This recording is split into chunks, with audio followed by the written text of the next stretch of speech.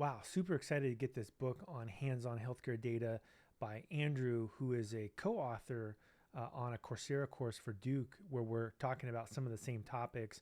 And what's really cool about this book is I went through and scrolled through the table of contents and read some of the material, is it covers not only the theoretical stuff, which is really important about medical records and graph databases and things like that, but it also gets into the details of how to do it in code. So it's really rare in that you have a domain specialist who's got hands-on skills and also kind of dives through and brings this all together in one book.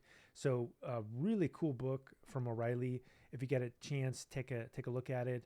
I certainly am going to keep it on my desk for a while as I'm diving into certain problems, and I think you'll enjoy it. I also wrote the foreword to it, so hope you buy it, and let us know how you feel about it.